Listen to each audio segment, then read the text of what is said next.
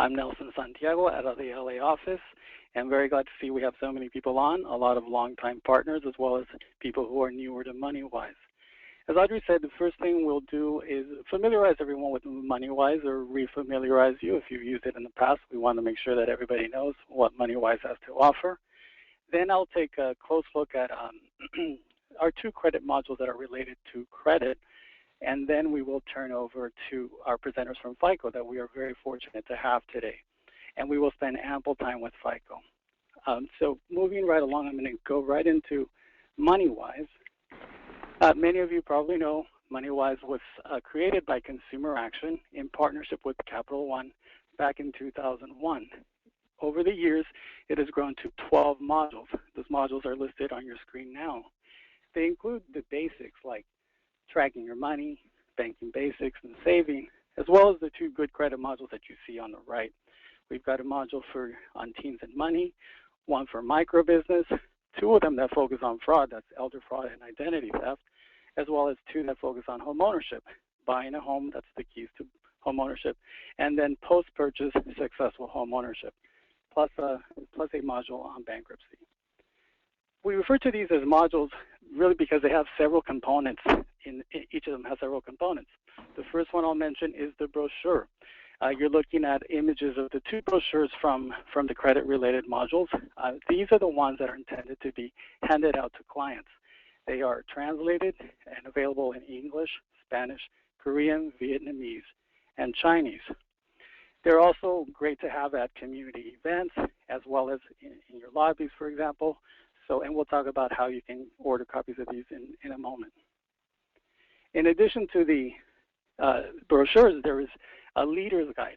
This is written in a booklet format and is intended as a tool to help you prepare to give a workshop. It's written in Q&A format, or even just have as a handy reference at your desk. It's got a lot of websites and lots of different phone numbers that consumers you see may want to use in order to solve a consumer problem. Each of the modules also has a lesson plan, and the lesson plan is just what it sounds like. It's a guide for preparing a workshop, and it's got even suggested time to spend on the different subtopics, and also classroom activities. So the idea being that you have something to make the lesson a little bit more interactive. There are PowerPoint slide sets, and actually everybody already received this via the Dropbox by email. And what I refer to the slide that you received as a default set. It's sort of the complete set that covers everything in the module. But MoneyWi is intended to be a flexible tool that can adapt to your needs and the needs of your clients. So if you have, say you have 45 minutes to give a workshop, you're not going to use every single slide in the lesson as if you were going to spend an hour or an hour and a half. So the idea is that you can focus on the slides that you want to use, even add slides with local resources.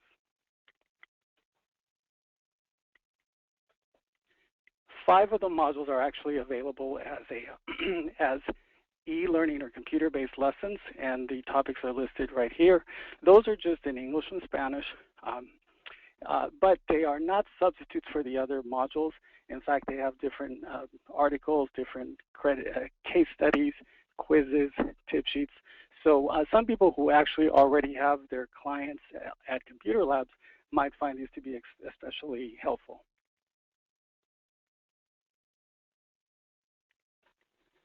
And now you should see on your screen a snapshot of the MoneyWi website. The URL is money-wise.org. It's right there at the bottom. And what you'll find at all the MoneyWi pages, or not all the MoneyWise.org pages, is on the right a list of the 12 modules so that you can easily navigate to whatever it is, whatever component it is you want from that module. So you might want the brochure, you might want the lesson plan, etc.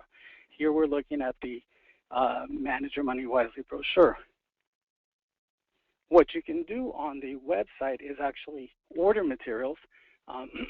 Here I'm zooming in on the Senior Scams brochure, and one thing you can do is download it. But what I like to do when I do my workshops is order the colorful brochures so that I can bring them along to the workshops, all the ones that I need for that particular workshop. So besides downloading, you can, ordinarily you'd be able to order 2 ways. You can log in and order online, but that feature is being debugged right now, so do not use it right now. Instead, click on Print and Fax Order Form, which is what you see at the bottom, and that blows up the PDF of the order form, and you fill out what you need, and everything gets shipped without any cost to you, totally free.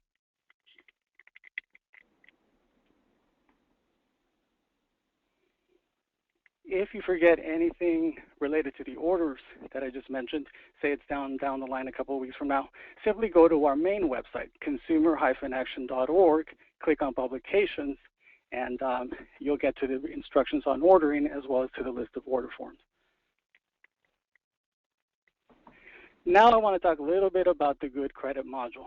This is one of my favorites. It's got a lot of topics that are relevant to so many people, whether you're talking to young adults who are maybe buying their first car, aspiring homeowners, people who are living in transitional housing who are going to get their first apartment maybe, and also small business owners. They really like all the information in this workshop. I'm not going to show all the slides, but we'll look at some of the key ones. This one is useful in illustrating or talking about what are the reasons somebody wants to use credit or would want to establish credit. Why do we need it? Some of the reasons are because of transactions that we have to make. Some of them are just because it's good to have a good credit score because it makes life easier and might help us in a couple of ways, as we'll talk about in a minute. First, we have here buying a home. When we're talking about buying a home, most of us need credit because we don't have the cash that's needed to buy a house in cash. And also, if we wait until we're about to buy the home to establish credit, we're going to end up spending quite a bit of money in terms of the interest rate. And I'll show you a slide on that in a minute. Getting a job. Several employers check credit for different jobs. And although we may not agree with the reasoning or the justification, it is common. Employers will say that they want to know if somebody's going to be responsible, if they have an incentive to steal, if they maybe are going to be susceptible to bribes, that sort of thing, and those are the reasons. I would encourage you to check your state labor department or your attorney general to find out if your state places limits on how employers can use credit information. After the webinar, I'll send a link to the National Conference of State Legislatures. They have some information on state-by-state information related to how employers are limited in their use of credit. Getting phone service is another reason why we need good credit. If we're talking about a landline, good credit helps us avoid deposits. If we're talking about wireless, good credit gives us more options. It may mean that we don't have to use just prepaid credit. Renting an apartment. This is an example of when we're not going to borrow money, but where if somebody doesn't take steps to establish credit, they actually may be harmed. Because a landlord can say, I have 5 applicants and I'm just going to give it to the person with the highest score. So the person who hasn't taken steps to build credit will lose out for not a very good reason. Financing a car, similar to what we said with buying a home. Poor credit history will mean more expensive car in the long run. On the right side, we have spreading out payments for expensive items. When I get to that bullet, I usually remind people, we do have budgets, and just because we can afford the monthly payment doesn't mean it makes sense to take on that debt. So that gives you a chance to talk about some of the basic money management topics. Also, insurers do rely on credit-based scores to decide if we're going to get insurance and how much we're going to pay for it. So this is another reason that has nothing to do with borrowing money, but which makes credit important. It is also an area where states have enacted protections for consumers, and I am going to send you an article from the United Policyholders, which is a nonprofit. I'll be sending that out so you can read a little bit about state protections in that. Of course, credit helps you get a loan at better rates and also helps you get a credit card. I like to always mention that I think plastic is the safest, credit card is the safest kind of plastic because it has the strongest federal required protection. Thanks to the very useful information that FICO makes available on its website, you can provide your clients a nice black and white example of just how much harm can come from having poor credit when, say, In this case, somebody's buying a home or getting a loan for $300,000. The person with the lower score is paying $284 more per month, and over 30 years, that's over $100,000. So I think that illustrates why good credit is a good thing to keep in mind.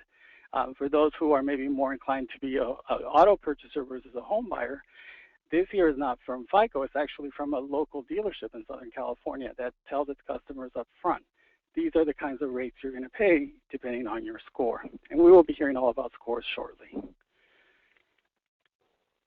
Of course, the other topic that's covered in the good credit module is how to establish credit. So we start with mentioning that you can go to a local company, a furniture store, an electronics store, for example. But the key point that I always make is you want to make sure that the creditor is going to report information to the credit bureaus. Being a cosigner or getting a cosigner also helps to establish credit. I also often mention authorized users around this area of the session. We may hear more about that later. And then the most often recommended way to establish credit is a secured credit card. This works just like a regular credit card, except that before the consumer gets it, they have to deposit money at the bank, and that money stays there acting as a security deposit. After this type of credit is handled well over a couple of years, or a year or two, the consumer should be able to qualify for credit like somebody else who has already taken steps to establish credit. If you wanted more information on secured cards, we do have a secured card survey, secured credit card survey. It is a couple years old, but the articles are still very useful in terms of finding a good card. And the other thing, I have 3 things that I want to send you after the webinar. The third thing is a link to a secured card survey from 2013 from Card Hub. So I'll be sending that out. Finally, I mentioned the other thing we do in this session is talk about how do we keep track of how well we're doing in terms of building credit history or building our credit history. And so we talk about credit reports, we talk about the credit bureaus. The module also covers how to get free copies of your credit reports. So there's several ways to do it, online, over the phone. I like to get it by using the form that you mail in, and the link to that form is actually in one of the handouts that we already sent you. The module includes sample credit reports from all 3 bureaus. I usually turn that into a little bit of an activity where I have people look at the report and tell me, can you find the account from such and such a company? Was that handled well or not? What are the inquiries? What does it look like this consumer is about to do, or what are they going to buy based on what we see from the inquiries? And then I throw in a little trick question usually, which is what's the credit score? And that usually, the point there is that the credit score is not in the credit report that you normally request for free every year. You wouldn't get the credit score there. And I usually use that to then start discussing FICO scores and scores in general, but we will hear about that from FICO in just a minute. Before moving on to FICO, I just want to say a couple of words about the Rebuilding Good Credit module, just to let you know what the key points are that it covers. Talks about collection agencies. The key point under that we always that we include is that consumers can ask collection agencies to prove that they owe the debt, right? That the consumer owes the debt. They can ask for verification of the debt. In terms of credit repair scams, we talk about outright scams that say, we will take everything off your credit report that's negative, to, other so-called solutions that may or may not work, like debt consolidation, et cetera. There may be some things to watch out for with that, and that's also covered. We, of course, before I move to that one, we, of course, direct people to the right resources for credit counseling and offer plenty of tips on rebuilding credit. I mentioned that all the lesson plans have activities. Here we're zooming in on one of the activities from the brochure, and it's a classified ad that's advertising credit repair. And so essentially here it says you can create a new legal identity, no one's going to know. This gives you a chance to talk about the credit repair scams that I just mentioned. One of the other classified ads in that activity is this one that offers consumer credit counseling services and has a phone number there and a website. Turns out this is the way to find legitimate help, and so that gives you a chance to talk about that. We also have a supplementary activity on our website. This looks like the fill-in-the-blank forms that we used to use when we were in school. You might remember that. What I do is I bring it along, I turn it into poster site sheets, and and then we basically turn it into a game and fill it out in teams and then go over it.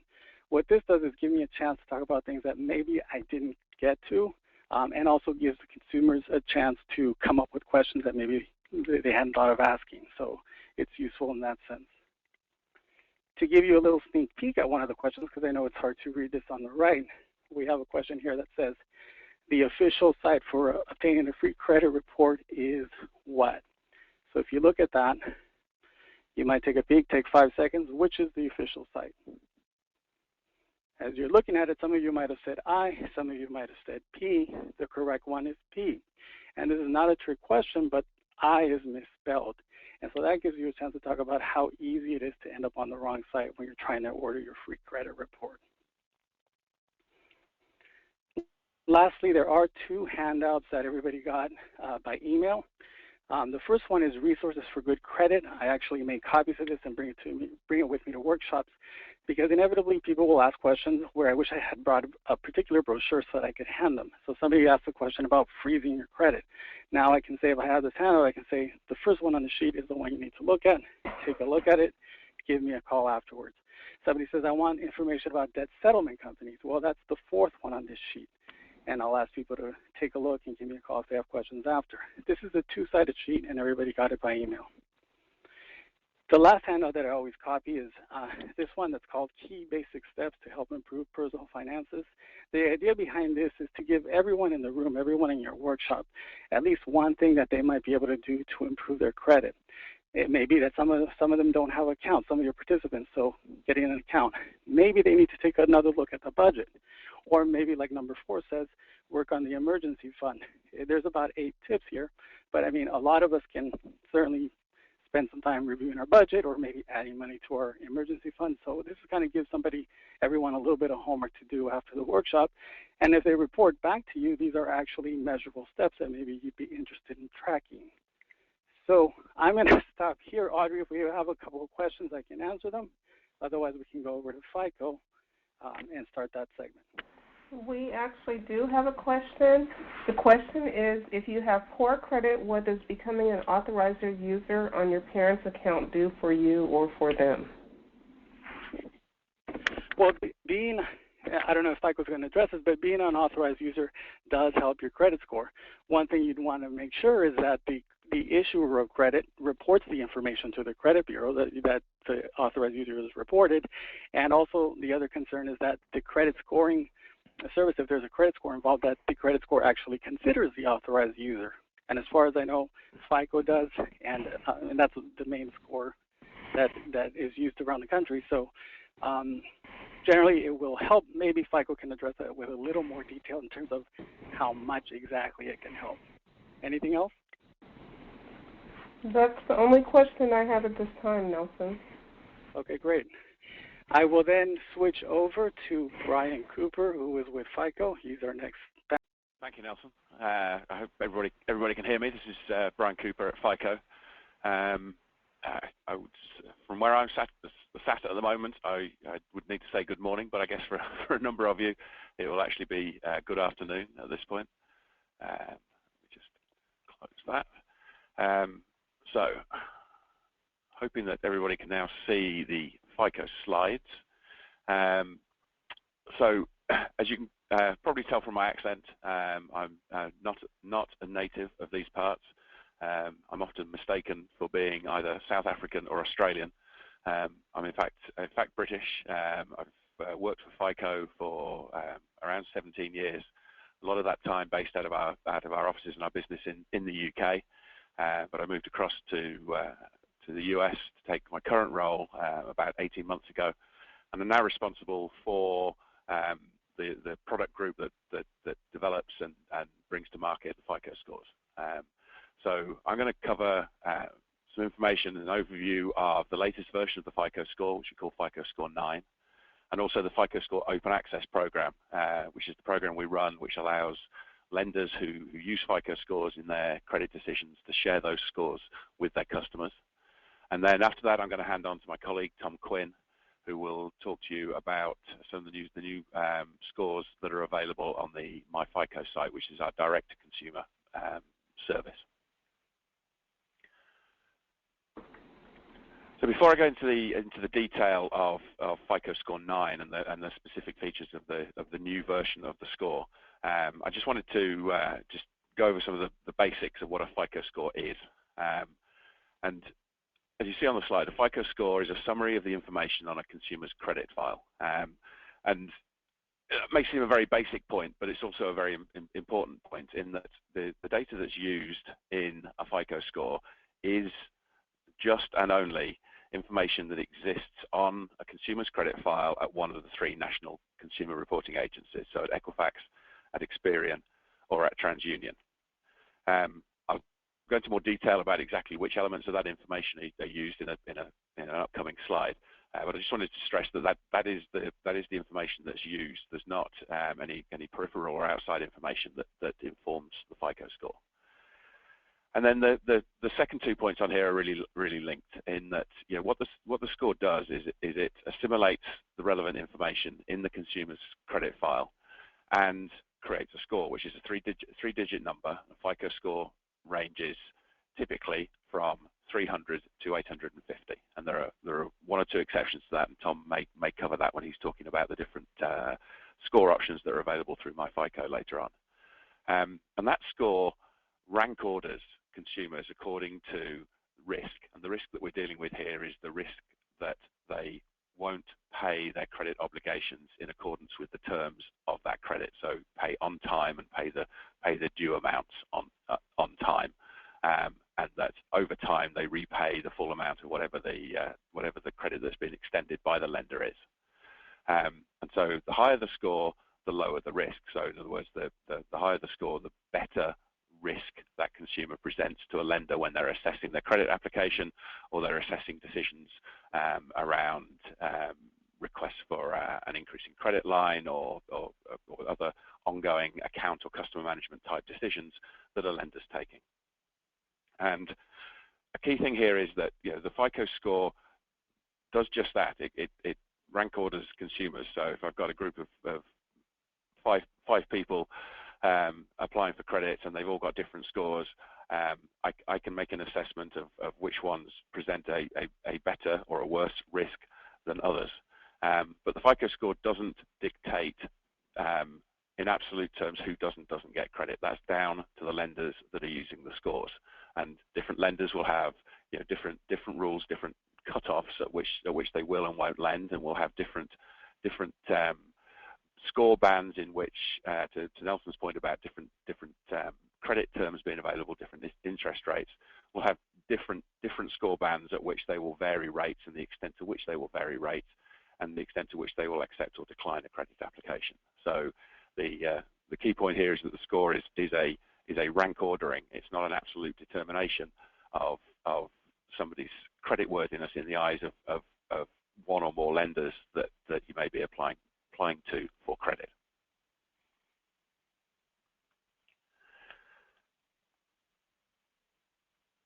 And so on this slide, I wanted to just talk about the relationship between the various elements of the FICO score, the broader FICO score proposition that we're going to cover today. So on the left-hand side of the slide here, you see the FICO score, and this is the score.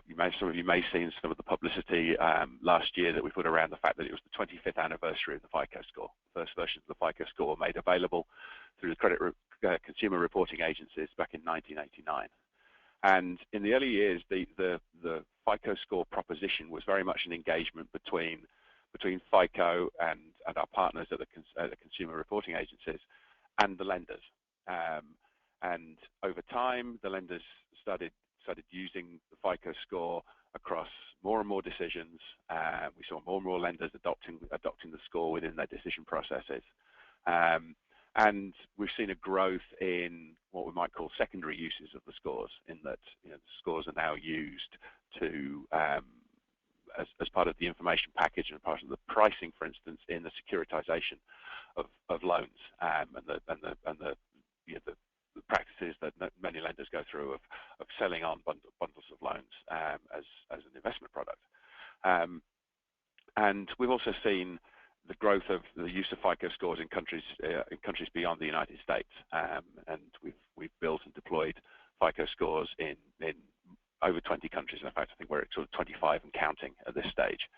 And that's very much the way that the business between FICO as the developer of the scores, our partners at the CRAs, and the lenders has grown over time. What we've seen happen over the course of that 25 years is that we have also brought the consumers much more strongly into that engagement model. And if we jump from the left to the right-hand side of the slide, back in the early part of the century, we launched our direct-to-consumer service, MyFICO, which Tom will talk a lot more about later on, which gives consumers access to their FICO score. It's a direct service between FICO and the consumers, where you can source credit scores, identity information, scores based and reports across all the three CRAs in the United States. And the bridge, if you like, between these two services is a program we launched a couple of years ago called Open Access.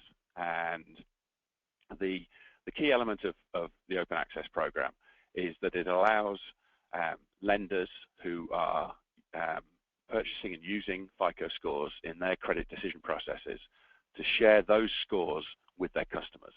And so I just want to stress that point, that the Open Access program, the scores that are being provided are ones that the lenders are actually using themselves and have pulled from the CRAs in order to use them within their credit decision processes, and are then allowed to share that same score with the consumers. And we'll talk a little bit later about more details about how the Open Access program works, and I'll give you some examples of some of the lenders who are making scores available under that program, which is now at our current count making scores available to around 60 million consumers, and that number is growing as we add new lenders and as lenders roll out those programs to a broader set of their customer base. And again, before I get into the specific details of FICO Score 9, I thought it would be useful to pick up on my earlier point about the information that's actually used within a FICO score. And what you see now is a pie chart, which I'm sure you have seen many times. It's we publicized this information for a long time. It's available through a number of different channels.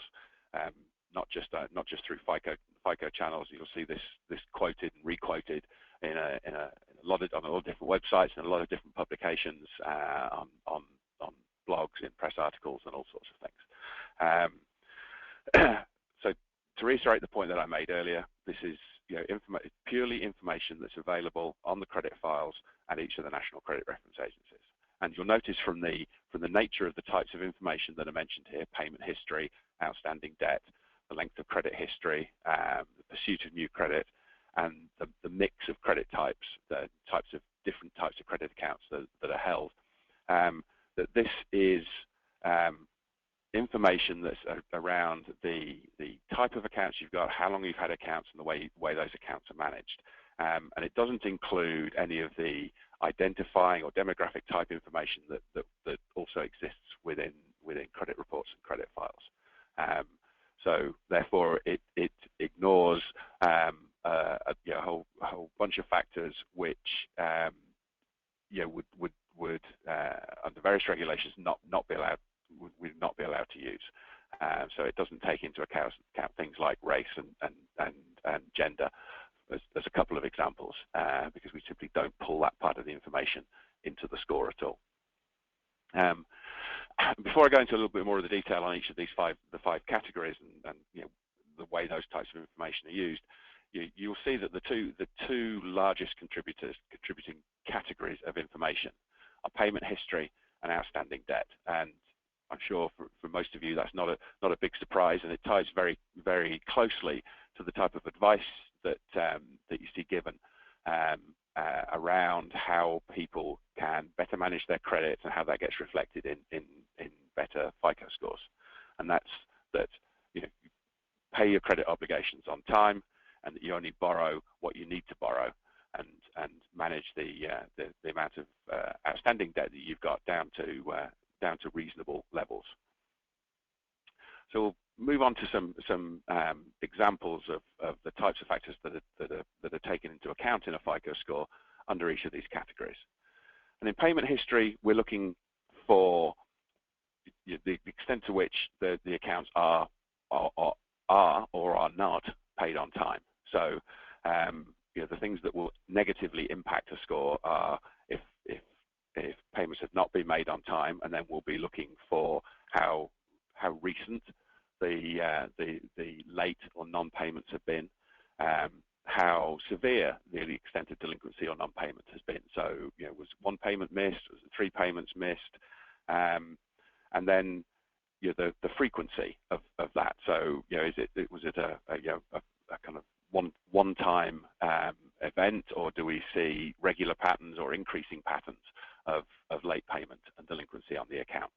So the more recent the delinquency is, the more it will negatively impact the score as the incidence of non or late payment becomes less recent, is further in the past, it will have less impact. The more severe the delinquency, the greater the extent to which the payment is late, the more negative impact it will have on the score. And the larger the number of credit accounts that are impacted with late payment, again, so in other words, coming back to an element of severity and frequency, that too will more negatively impact the score if more than one account has late payment on it. Turning to outstanding debt, which is the second largest category that impacts the scores. We're looking here in relative, not absolute terms, at how much a consumer owes to the creditors, to the lenders. So we're not looking at absolute dollar amounts here. We're looking at things like percentage usage of credit card limits, or the percentage that's outstanding on installment loans, for example. So this talks to the fact of only using the credit that you really need, and try to manage down, as far as is realistically possible, the amount of outstanding borrowing that you have at any given time. As we move through to the other 3 factors, the length of credit history, we're looking at in simple terms, very descriptive category title, the amount of time for which the consumer has been managing credit. We look at things like the average number of months accounts have been opened, and we will look at things like the number of months since the most recent account opening. So it's measuring overall length of history, and it's giving some picture of how well established that credit history is in terms of the mix of credit that they have, and these factors are all interrelated. When was that pattern established, and how long has it been maintained for? Sort of slightly analogous to that is the fact that we look at the pursuit of new credit. So we're looking at recently opened accounts, the number of recently opened accounts, say over a given time period, so the number of accounts over the last 12 months, new accounts that have been opened over the last 12 months. And we'll also look at inquiries, so not just the accounts have actually been opened, but the extent to which new credit is being pursued, which may or may not be successfully, and we look at number of inquiries. And again, as you may well have seen, and this is a factor that's been well covered in all sorts of press, we do have some logic in the score to reflect the different reasons that inquiries appear on your credit report. So we make a distinction between what we call a hard inquiry and a soft inquiry. So soft inquiry is when you're kind of credit shopping, and soft inquiries we will ignore. The hard inquiries, when an actual application for credit is made, we won't ignore, but we allow 2 things. One, a buffer. So the hard inquiries that are coming in the last 30 days will not directly impact the score. And then in the 45 days prior to that, if we see multiple hard inquiries for the same type of credit, so say multiple auto loan inquiries or multiple credit card inquiries, we'll actually bundle those up and say this is the search for one piece of credit rather than multiple pieces of credit. So there's multiple auto loan inquiries and multiple credit card inquiries within that 45-day period. We'd count that not as if there were 5 of each, for example. We wouldn't count that as 10 inquiries. We'd count it as 2, one pursuit of auto credit and one pursuit of a credit card. And then the credit mix I really touched on. We're looking for, and it's one of the 2 smaller contributors here, the mix of credit product types that are held. What revolving credit type accounts are there in there, credit cards and the like, others is there installment credit, is there a mortgage, those type of things. And the broader the credit mix, generally, combined with good payment history, is generally an indication of a better risk from the lender's perspective. So I'm going to move on to talk a little bit more specifically about Fico Score 9.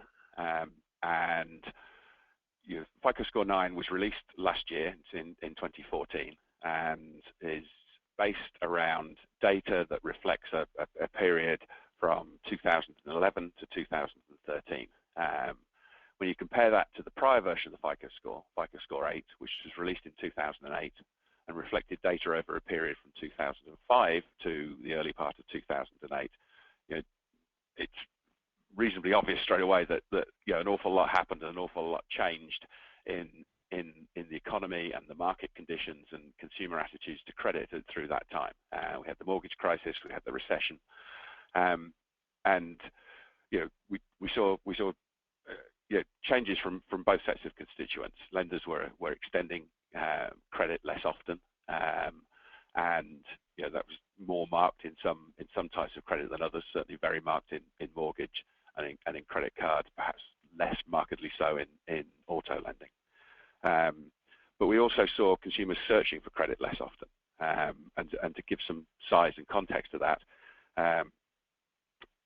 between the 2 sets of data that we built the scores off, one for Fico 8 and the second for Fico 9, we saw a 23% reduction in the number of consumers with a recent new account opening on file. And we also saw a 16% reduction in the number of consumers on file with recent inquiries. So, substantially less credit being granted and substantially less credit being sought compared to the conditions when we developed Fico Score 8.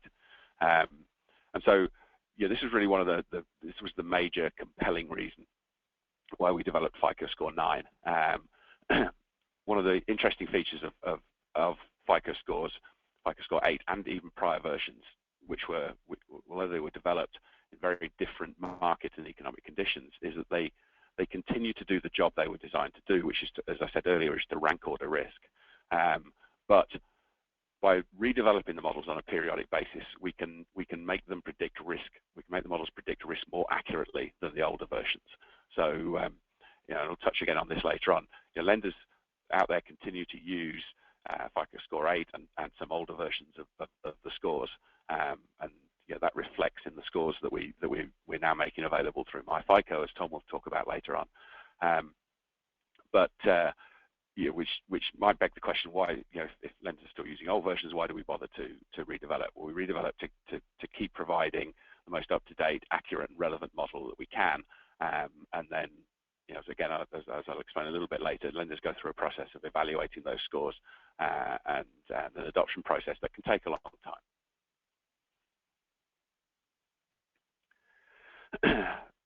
So what's the impact of us putting new scores out there? Well, the impact arises as and when lenders start to actually use the new versions of the scores. But we can start to simulate what will happen when lenders do that through the data that we use to develop the scores in the first place. And what you see here is a comparison of how the scores distribute between Fico Score 8 and Fico Score 9 across a nationally representative sample population. And along the bottom of the chart, you've got Fico Score ranges, and up the vertical axis, you have the percent of the population that falls into that score band. What you see here is that in general you have a shift. It's not consistent across all score ranges, but in general you have a shift towards slightly higher scores with FICO Score 9. And the extent of that is that it's for most consumers it's not necessarily a huge shift. Most consumers who see it would see a higher score on FICO Score 9 than FICO Score 8. It would be a change that's within 20 points. However, the overall shift within the population is significant, and if you look at a score in the middle of the range, so about 680, which is kind of in that score range where lenders might consider you're moving from sort of fair towards good credit. There's probably somewhere over a million consumers more scoring over 680 on FICO Score 9 than on FICO Score 8. So quite a significant shift into the higher end of the score range. At the right-hand side of the chart, you can see some quite significantly higher percentages getting very high scores. And this is something we see quite regularly when we develop new scoring models. In that, in order to predict risk better, we're trying to kind of widen the score gap between the good risk, the people who we predict will pay well, and the people who we're predicting won't pay well. So we're trying to shift people across the score bands, kind of towards the extremes, towards the right and the left-hand side.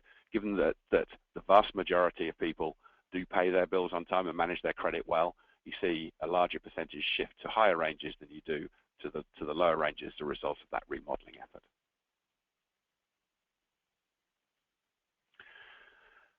Now, one of the aspects of FICO Score 9 that got a lot of press and a lot of coverage last year when we made the announcements about the new models was our revised treatment of collection agency accounts. Now, we clarify something here in that it was often reported as just simply as a treatment of a revision to the way we treat collections. But I want to make a distinction between what we would call first-party collections and third-party or collection agency accounts. So there may be accounts reported as being in collections, but in collections with the original lender. So in there, they've tagged as something that's in their collections process that hasn't been passed to a third-party collections agency. The revision of our treatment applies just to those third-party collection accounts that are reported at the CRAs.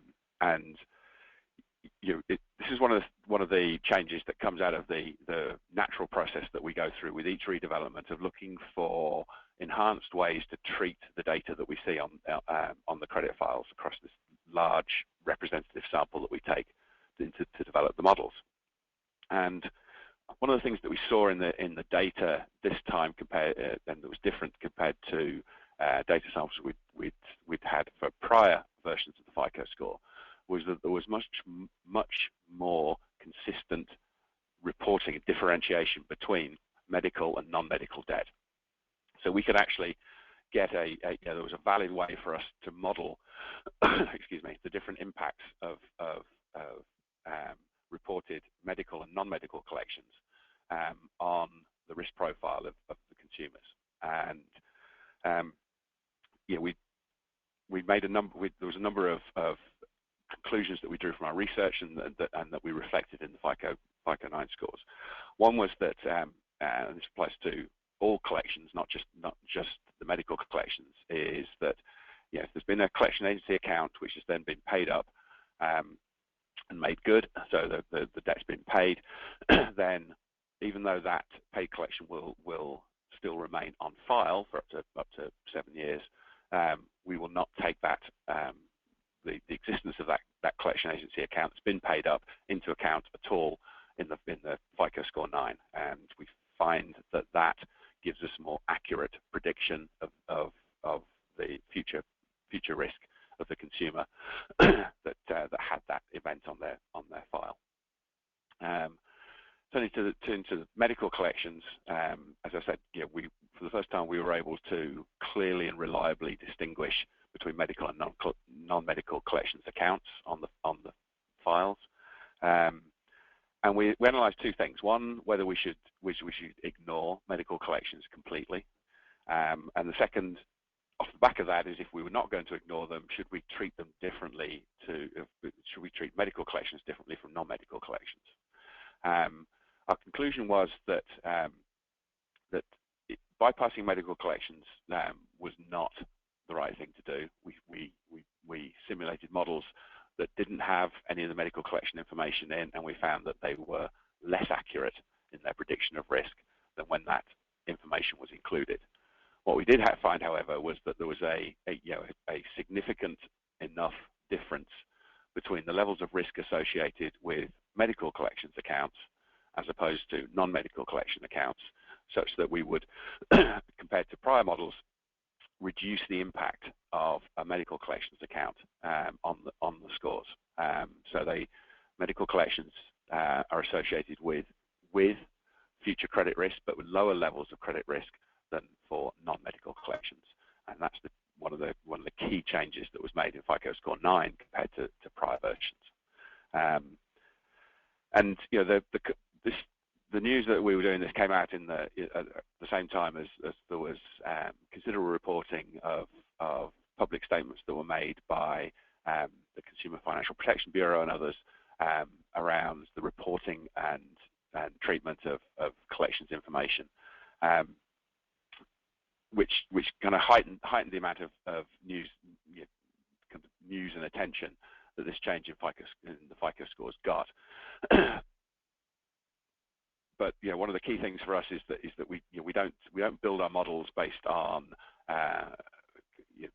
kind of guidance input or whatever from regulatory bodies. We have a regular and ongoing dialogue with all the relevant regulatory bodies around the credit industry, the use of credit data and credit scoring.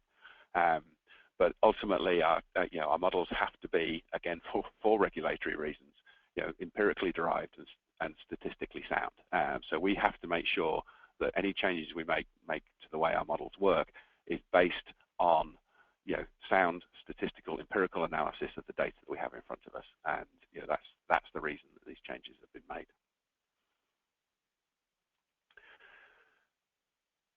So one of the other aspects that again drew quite a bit of press and attention that I wanted to cover was changes to the way we were treating and scoring what are called thin files. So the thin files will be consumer records that have 3 or less reported active trade lines on file. So if you think back to the categories of information that we were talking about, the less accounts that are on file, the more the less information exists to build a sound and reliable score on. And thin files, is kind of one of the biggest, if you like, modeling challenges that we have to a consistent basis, whether we're building models here or in other countries, to make sure that we can use the relatively small amount of available information to provide a robust and predictive score. And so we continue refining the way that we do that. And one of the things that we've done with Fico Score 9 is take a further step forward in the way that we assess and measure the risk. In other words, the levels of and the extent of late or non-payment. So the impact of us doing that on Fico Score 9, when we compare it to the prior version, to Fico Score 8, is that we actually move a significant part of the population into the more central score bands, as you can see from the bar charts here. As you look at scores in the kind of 620 up to 720 range, you see that significantly higher proportions of the population are in those score bands on Fico Score 9 than Fico Score 8. Excuse me. And that's an output of the way that we've modelled payment performance on Fico Score 9, and with such small amounts of information, it is from our perspective, and from talking to our clients, the lenders who use the scores, their perspective, kind of reasonable and expected that we wouldn't see so many very high scores because we've got less information to base that assessment on. Similarly, by refining the way that we make that payment performance assessment, we were able to actually score certain consumers, some of those in the lower score ranges slightly higher, because we've developed a more granular assessment which allows us to better identify that payment behavior. So the net impact of that is to broadly bring more of the population into the middle score ranges, as opposed to when compared to prior versions. So to wrap up on Fico Score 9, and before I move on to talk about Fico Score Open Access, there's kind of there's a reasonable kind of so what difference is all this going to make type of questioning that can come out of all the discussion about some of the technical aspects of Fico scores and how we've built Fico Score 9, how that compares to prior versions.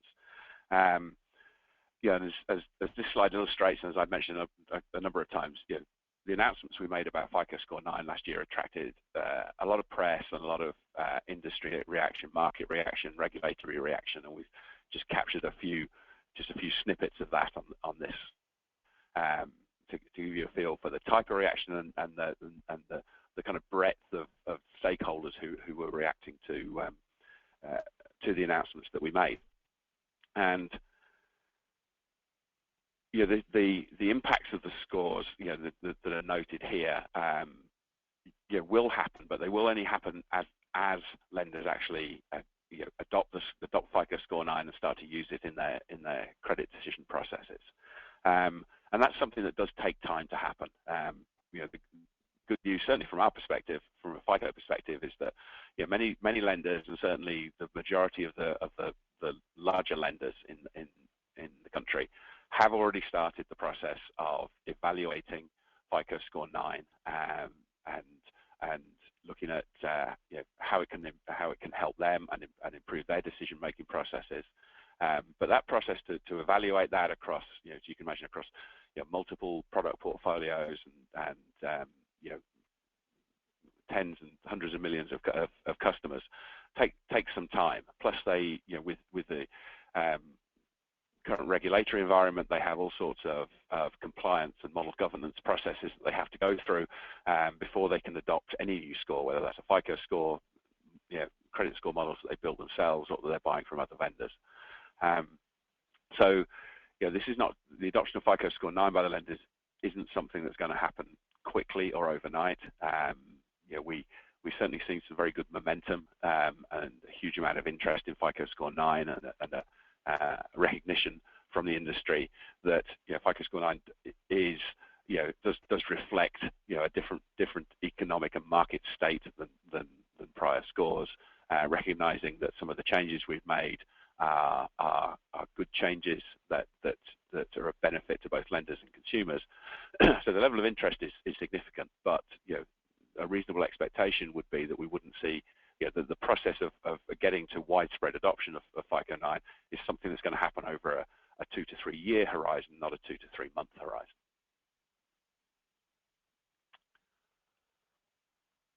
Okay, so I'll move on to talk about Fico Score Open Access, and we'll get through this piece. I'll hand over to Tom to talk about MyFico, and then we should still have plenty of time at the end to take questions. So Fico Score Open Access, as I mentioned before, is the program which allows lenders to share with their customers the scores that the lender is already purchasing and using within their credit decision processes. And one of the key conditions and requirements of the program is that the scores are made available by lenders to their customers for free. It can't be part of a paid or a fee-based program. It has to be free as part of a customer engagement or customer education program that's allowing consumers to see the Fico score and within the context of the decisions that their lender is making. And this is a path that a lot of our clients who've adopted open access were on in terms of trying to improve and enhance their customer engagement programs, improve their consumer education programs, and certainly has been something that's been reinforced by public statements that have been made by the CFPB and other groups around the importance of free score access and free access to scores that are actually being used by lenders in the decision processes. And that's what makes Fico Score such a key part of that consumer disclosure program, because as we touched on right back at the start when I was talking about Fico scores, 90% or more of credit decisions in the US are made using Fico scores, not just Fico scores, but Fico scores are a part of that decision process. So they are a really relevant piece of information to be sharing with consumers to help inform them about how the decisions are being taken, and to help consumers understand what they can do to better manage their credit, which in turn can have a positive impact on their credit scores. So we've seen a lot of benefits coming out of the program. The clients that we work with report things like they see an increased amount of online engagement, because most of these programs are driven through online channels.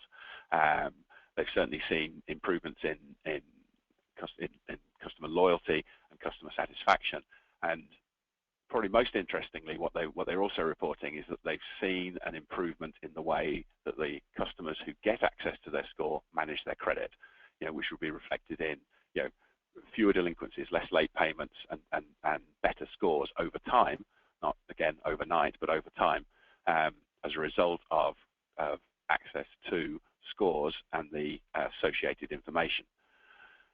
And I think that's a really important point, and it echoes some of the things that Nelson was talking about earlier on. Is that simply disclosing the score, the 3-digit number, is not likely to be very useful. In fact, it's probably likely to lead to confusion and disinformation. So again, part of the conditions and the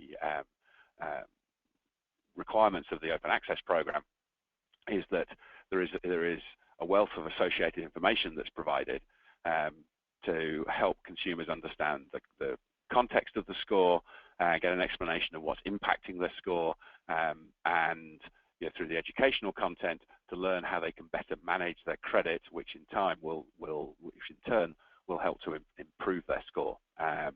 So we provide the score meter, and we provide this to the lender so that they can incorporate it again within their own consumer experiences, so that it's not something that Fico delivers direct to the consumer through the open access program. It's actually delivered through the lender's channels, be that the websites or through apps or banking applications or whatever else.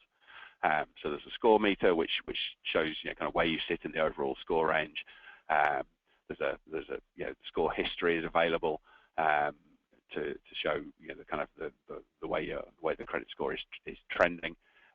Score factors, which give an explanation of the things that have impacted the score. So why isn't the score higher than it is? Well, here's two key factors, the two key factors that are the most impacting that. Alongside that, educational content, which kind of tips that around and says, okay, well, based on those factors, here's actions that you can take that will over time improve your score and improve the way you're managing your credit. And access to broader educational information, frequently asked questions, and educational content to back up the context of the score that the consumer is receiving. And this is just an example of one of the clients that's made public announcement that it's making Fico scores available through the open access program, which is Citi, and this just puts in real life context some of the elements of the open access program that I touched on in the last slide. So here you can see how one bank is bringing the program to life, and the types of information and the way it's presented.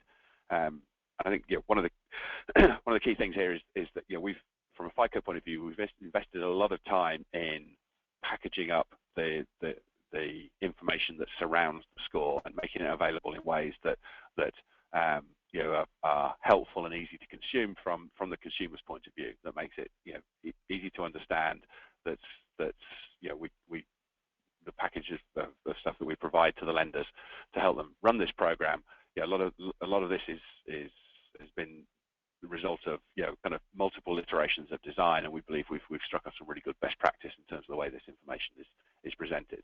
And it won't surprise you that a lot of it has some similarities to what Tom will talk about in terms of the MyFICO service, because again it's all about how the consumers react and interact with their score and the surrounding information. Citi is just one of what is now 31 lenders who've signed up to the open access program. Not all those 31 are yet live, but a lot of them are. Citi is one who is live. As I was mentioned in one of the very early slides, from the clients that have the open access program live now, the FICO scores have been made available to somewhere in the region of 60 million consumers, and that number is growing all the time. And there's been press announcements about various lenders that have taken on the open access program. We can't name all the clients, but there's just to pick a few that have been publicly announced. In addition to Citi, we've had two of the very first adopters were Barclaycard and First Bank Card. Many of you may well have seen over the course of the last 12 months a lot of television adverts from Discover, who again were one of the early adopters of the program. And then we've moved away out of just the providing this in the credit card business into areas such as student loans with Sallie Mae, into auto finance with Hyundai and Kia Motor Finance, and we got a whole bunch of credit unions who have also taken up the program. Citi was one of the big names that came on recently. JP Morgan Chase has also announced that they're bringing open access program, and that press release went out very recently. And there's also been announcements from Bank of America and Ally Financial. So we're getting very much broader adoption of the program, which is as more lenders take this on, and as lenders that take this on roll it out across their different product portfolios, more and more consumers will get access to their scores for free through this program. And our target for this year has been to get to the point where we have 100 million consumers able to access their scores through open access. And with the lenders that we've signed and the rollout programs that are in place, we're on target to hit that number. So finally, before I hand over to Tom, just to reiterate some of the key points around the benefits, not just to the banks, and the quotes are from the banks here, but it relates to the benefits that consumers get from this program. In the quotes that you can see on the screen here, Discover and First Bank Card talk about helping card members to manage their finances, and how the educational content helps card holders to improve their credit knowledge. So at risk of repeating myself yet again, one of the things that we have seen is that in groups of consumers who get access to their scores, we are seeing some improvement in the overall levels and quality of credit management that those consumers are displaying, which is reducing the instances of late payments and missed payments, and therefore improving credit scores. So a really positive momentum that's a benefit both to the lenders and to the consumers. A lot of that comes from not just from seeing the score, but the educational material, which Barclaycard represents in their comment that this gives a clear, concise picture of a customer's credit worthiness in a way that's easy to understand and easy to take action on. And with that, I'm going to hand over to Tom, I hope. Thanks, Brian. And as we're waiting for you to switch controls, I'd just like to say good afternoon to everybody. It's a pleasure to be here today. I work on the MyFICO team, and the MyFICO.com site is Fair Isaac, or FICO's portal for individual consumers to get access to credit empowerment tools that focus around the FICO score, as well as identity theft protection services. And so we've made a couple recent changes to some of the features that we have offerings on this particular site, and we're really excited to be able to share those with you and to help you make these enhancements aware to your customers.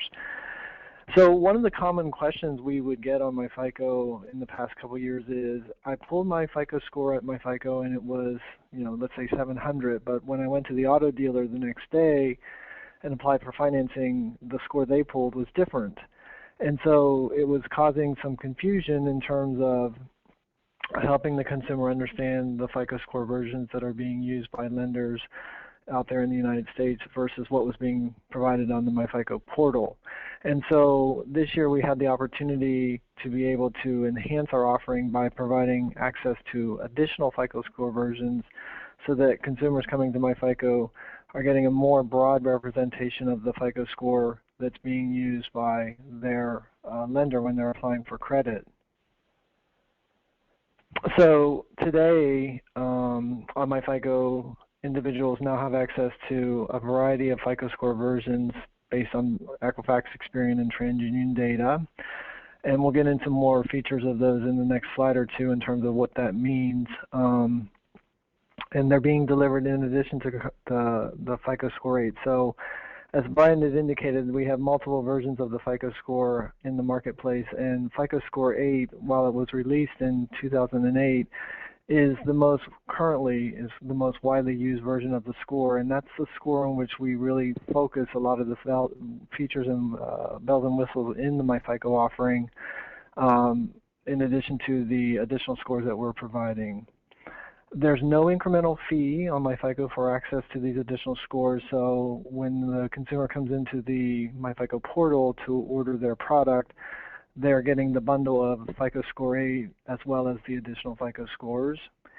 And the consumer feedback thus far has been really great and really powerful. There's a feature on the MyFICO site called the Fico Forums where consumers can join a community to answer and ask a lot of questions about FICO scores and credit in general.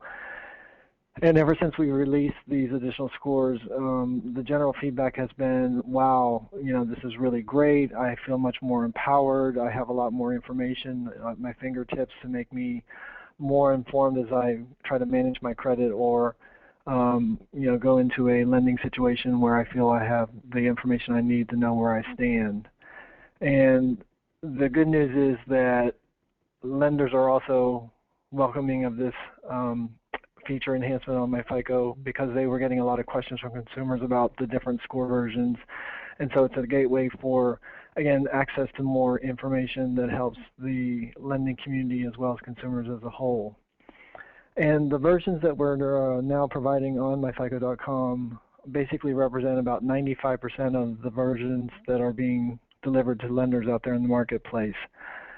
So there's still some older versions that we're not displaying to the consumer that some lenders are using, but they're basically being evergreened off and lenders are migrating to the newer versions such as FICO Score 8 or FICO Score 9. So what is the story? Why do we have all these multiple versions? We get that question a lot. And as Brian indicated, we periodically redevelop the FICO Score system to keep it fresh and focus on new enhancements in credit reporting data, features, and new technologies that we deploy to better separate future goods from future bads. And so if you think about it, similar to how there's multiple versions of an iPhone or multiple versions of Microsoft Windows platform, we also have multiple generations of the FICO score. And so when we release a new model to the market, such as FICO Score 9, it's up to the lenders to determine if they're going to migrate to that newer version or not. So what we have here is a situation where we are continually to redevelop and update the models on a periodic basis and release those to market. And then lenders adopt that newer version at different rates of acceleration. So we still have some lenders who are using older versions, and so we want to make sure that consumers have access to that same version that lenders are using, and that's one of the reasons that there are multiple versions of FICO Score in the marketplace. In addition to the base score, we also have versions that are specific to predicting risk for given credit products such as auto loans or credit cards. In fact, one of the slides that Nelson showed in terms of interest rate savings was for an auto score for an auto loan. And so some lenders, such as auto lenders and credit card lenders, are more likely to use one of these industry-specific versions versus the broad-based score. And so we wanted to make sure that we made those available as well. Historically on MyFICO, we had only offered one version of the score based on the version that was being most widely used. So offering these these additional versions is a change in strategy to help consumers become more informed and more transparent in the scores that lenders are using. And it complements the open access program that Brian just talked about. So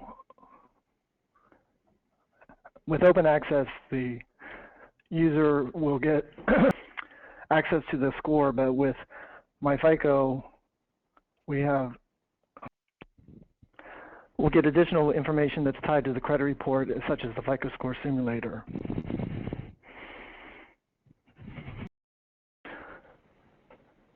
So here is a list of all the FICO Score versions that are currently available, and in addition to the score, we provide information on the factors that are most affecting the score as well as educational content. So what the consumer can get to here is they get access to the scores, the 3-digit score, as well as the factor codes that are indicating why the score is not higher, in addition to educational content that describes in more full detail about what those scores mean. And we've grouped them into categories where they indicate where they're commonly used, such as in auto lending, mortgage lending, or credit card lending. So we're trying to make it easier for the consumer to get access to the scores and to hone in on the version that makes most sense given their credit objectives.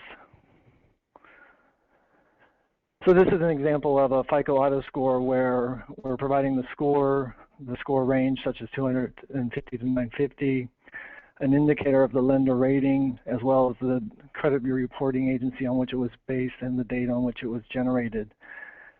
And then we provide the 4-factor codes that indicate why that score was not higher. And if you click the question mark, the consumer gets the opportunity to get even more detailed information about what's driving that particular score factor. So with the additional versions, the consumer is getting not only the score, but the information that's driving why the score was not higher. And they can use that information to take action to potentially try to improve the score over time.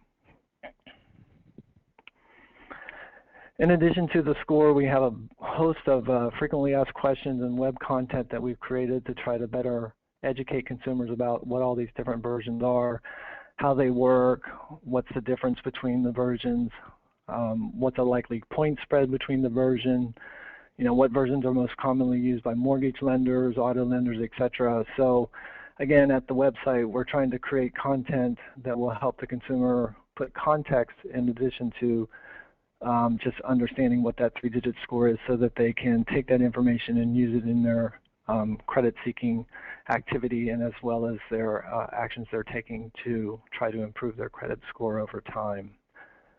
And in addition to the FAQs and content that we have on the site, we also have customer care where consumers can contact us with specific questions or visit the Fico Forum to get more information about their particular situation.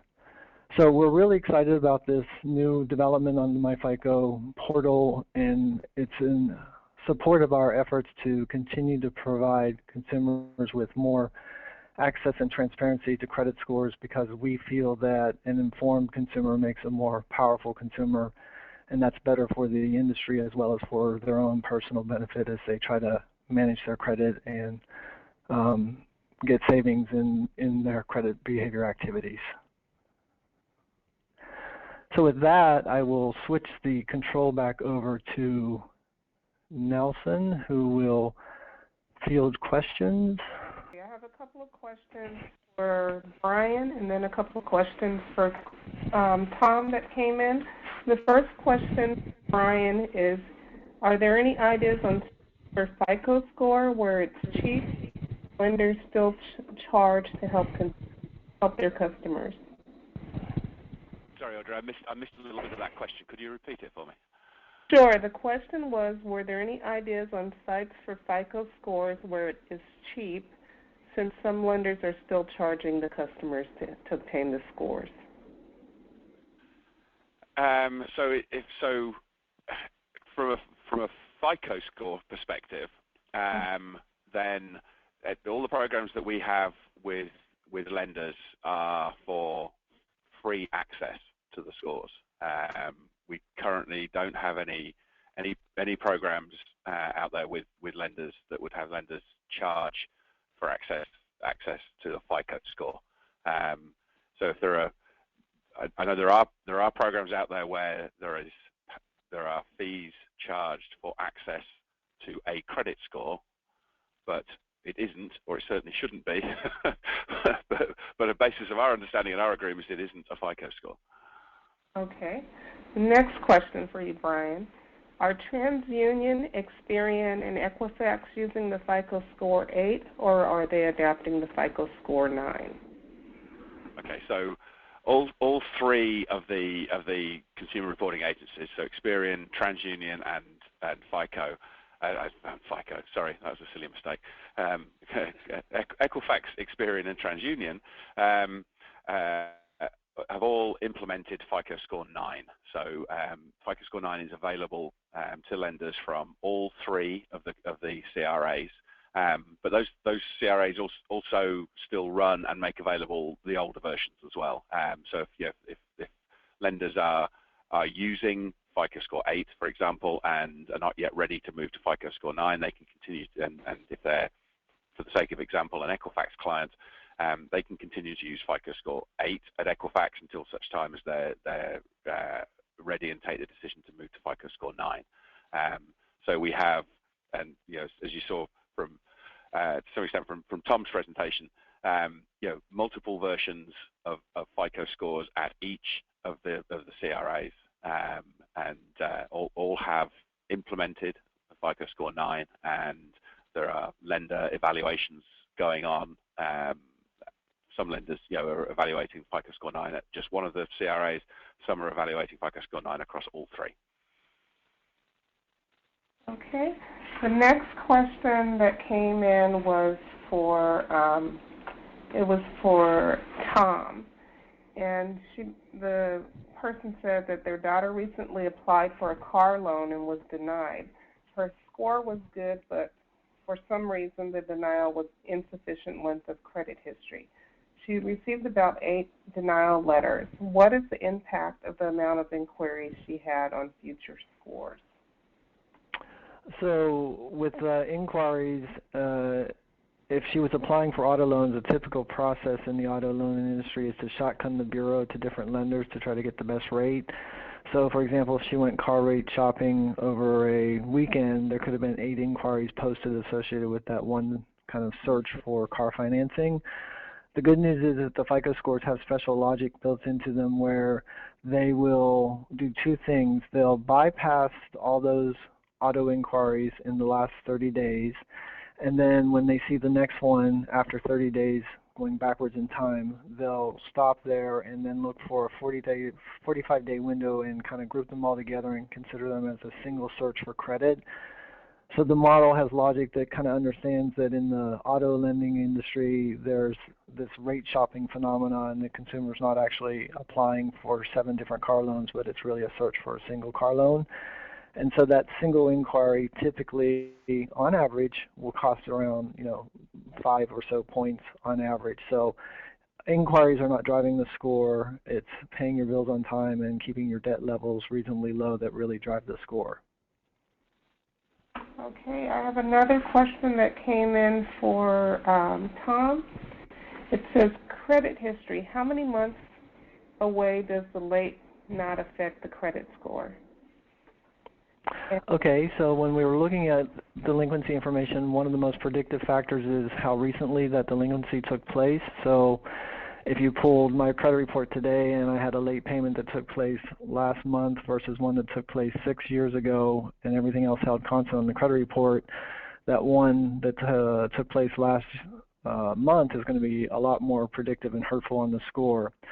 So late payment information stays on your file for 7 years. Some bankruptcy forms stay on for 10 years, but most delinquency is purged after 7 years.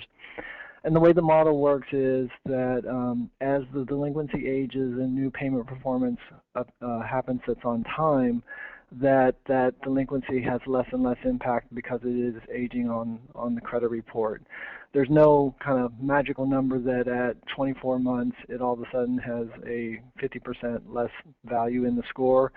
I would akin it more to like a warm summer evening when the thermometer starts to go down. It does it kind of gradually over time, and it's not a huge drop from 5 o'clock in the evening till 6 o'clock in the evening, but it's more of a gradual decrease in temperature, and the point system would work the same where as that delinquency ages, gradually less and less points are taken away for that type of behavior.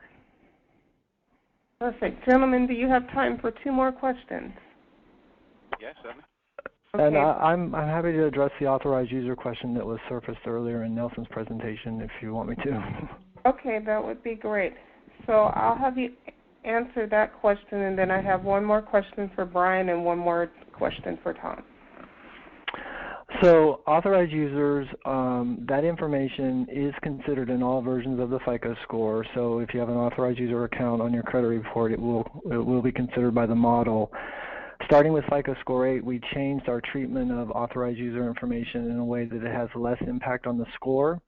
And the reason for that was that in the roaring 2000s before the crash, there were a lot of unscrupulous practices taking place where they were using authorized users in a piggybacking practice to try to artificially inflate scores.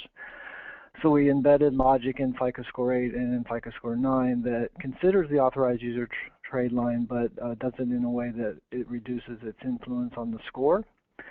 The one thing to keep in mind with authorized users, it can be a good conduit to help someone establish credit, especially in kind of a parental-child relationship where the parent has control over that child's use of the credit card and can monitor it. But the one thing I think I hear a lot of that consumers forget is that if you are put as an authorized user on a trade line on a friend's credit card and they have negative behavior on that credit card, if that negative behavior is reported, then it will impact your score in addition to theirs. So you get the benefit of the authorized user trade line if it's good performance, but you also can suffer from negative consequences if the primary cardholder on that authorized user trade line decides to not pay as agreed. Okay. 1 more question for Tom, and then the question for Brian. Question for you, Tom. Regarding outstanding debt, how are installment loans set by the scoring model as it relates to the 30% listed on the pie chart? Sure. So when we're looking at level of outstanding debt, we're looking at both revolving and installment. So both types of debt are considered in the calculation of the score. And as Brian indicated, we look at it in a couple different ways. We could look at it in terms of actual balances owed, or we could look at it as a ratio of what's owed to what was originally the line assignment on the loan or the credit limit on a revolving account. I don't have an exact breakdown, but generally speaking, the revolving credit is more heavily weighted in the score, and that's because the data tells us that how consumers manage their revolving credit, which would be credit cards, retail cards, home equity lines of credit, etc., has a little bit more of a predictive influence on the score than installment. But the model looks at both, so it's important that consumers, pay as agreed on all types of trades and try to keep their balances and debts low on both installment and revolving, but more so on the revolving accounts. Okay. Will you take 1 more question, Tom, before we get to Brian's question? Sure. Okay. Are you liable for the debt if you're an authorized user and the debt goes bad? So that would be a lending question for the credit card issuer, but basically my understanding is that you're not contractually liable for the debt because you didn't sign up the contractual agreement for the credit card, the primary did. But when it's reported to the Bureau, if that negative information is reported on both you, the authorized user, and on the primary, if that negative information is on your file, it will be considered by the FICO score and can be considered negative by the score. Perfect. Okay, Brian, the question for you. Can you please explain a soft hit and provide examples of a soft hit? Yes, so it's we're back at the example that Tom was giving just now about the impact of inquiries. So the CRAs have the way they set up their inquiry systems with lenders. There's an ability for the type of inquiry to be input when the inquiry on the bureau is being made. So what I refer to as a soft hit would be a shopping type inquiry. So somebody going and inquiring about availability of credit and terms and that type of thing, rather than actually applying at that point for credit. So not going through a full credit application process. When they go through the full credit application process, you'd get a harder hit. There are other types of other kind of categories of what we might call a soft hit, and then soft hits are essentially the occasions when there isn't an application for credit, but there's a search, some permitted purpose search on the account. And as I said, just to stress the point, anything that's any type of a soft inquiry isn't something that we take into account in the score at all. Okay. Gentlemen, will you take one more question? Sure. Yep. Okay. Last question, and I think we'll cut it. This will be the last question. The person would like to know the impact of secure credit cards for a person that's rebuilding their credit. Okay, so I'll start that answer, and Tom can jump in if he wants to add anything. I mean, from the model's perspective, we don't make a distinction between a secured credit card and any other form of credit card or revolving credit. We treat them the same, but obviously the benefit is kind of actually outside of the score impact as such, in the sense that if somebody's rebuilding credit, a secured credit card may be the best available type of credit for them in terms of being able to get credit if they're in a situation where they have an impaired credit history and their score is low, unreasonable terms. They may not have other forms of credit available to them. A secured credit card will help them to rebuild their score, as long, of course, as they meet the terms and conditions and pay on time. Tom, do you want to add anything to that? Just a little bit to add to it from a strategy perspective for the consumer building credit is typically with secured cards, number one is you want to make sure the lender is reporting it to the bureau. So ask that question before you sign up, because not all do. Then secondly, the lines on the secured card tend to be low because you have to put money up to guarantee it. So they typically are less than $1,000. And so what I have seen is scenarios where a consumer will sign up for a secured card, which is great, but because the line is so low, they go out and they charge, you go to the grocery store today, who can get out of a grocery store without a less than $100 charge? So you need to be careful that in using that card that you keep your revolving utilization low on it, meaning that your balance as a percent of the line is low. So you may want to use the card strategically to charge very low dollar items like, $20 at the gas station or something, and then that's it. And then it'll make you look lower utilized, which will help your score, versus using the card up to the max or close to the max every month, which is easy to do because it's a low line amount, which can make you look really utilized and then can actually hurt your score. So just keep that in mind as you're strategizing on how a secure card can help your customer increase their score and rebuild their credit.